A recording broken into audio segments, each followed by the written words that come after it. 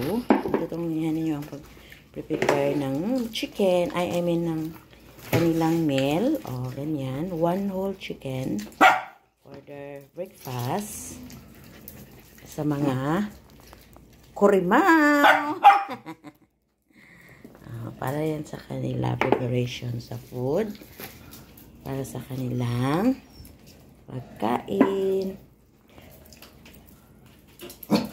Ayan. Tingnan mo. Oy, down, down panda. JJ, down. Down. Down. JJ, panda.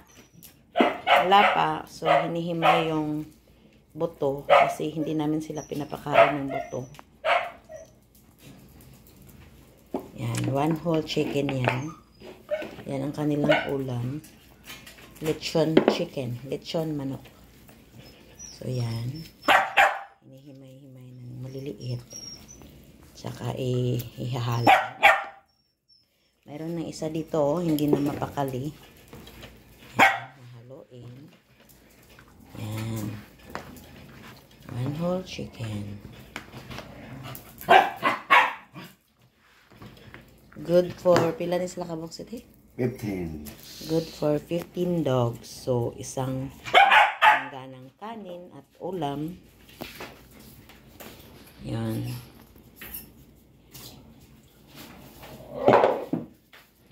Yan. Yan. Kinakain pa nung nagpre-prepare. Oh, see? Kinakain talaga namin. Pagkain talaga ng tao ang pagkain nila. As in. Don't worry. Naghuhugas ng kamay ang aking sweetie. So, yun. Hinihimay yun. Yung mga tiyanak.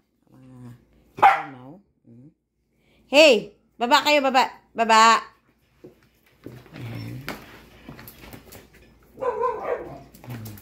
Kayo tagay bukog siti.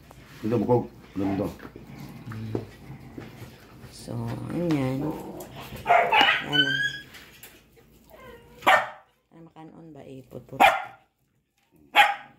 So, pagkatapos haluin, lagyan na sila sa 15 na lalagyan na kakain na sila. Labay ni? Siti, alas 6 na siti. Labay ni? Kayo doon, mundi. Labay na. Mundi na eh. Tapon. Tapon yan. Yung mga buto.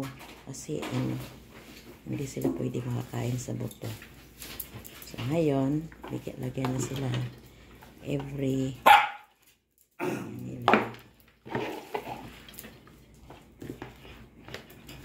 Para kang kaido at kang monte. Yan. Nagana good. Kumang tao. Yan. Yan, para yan kang koko. Our first dog.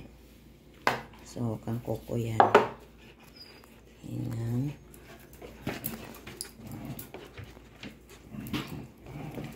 Balang malit ka basta tandi na dyan. Unsa malit mo? O na. Matad ito na kung labla ba? Dali. Nakaikon na pwede. Nakailekson na din. No. So, yan. So, pag umayagay pa ng tambok. parang hindi makakaliong.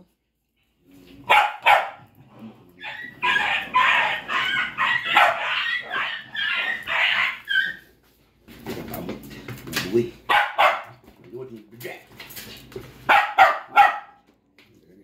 Sila. Morito. Isa, hindi ba pa? Snowy, behave Snowy. Nag-prepare pa si daddy ng ng pagkain nyo.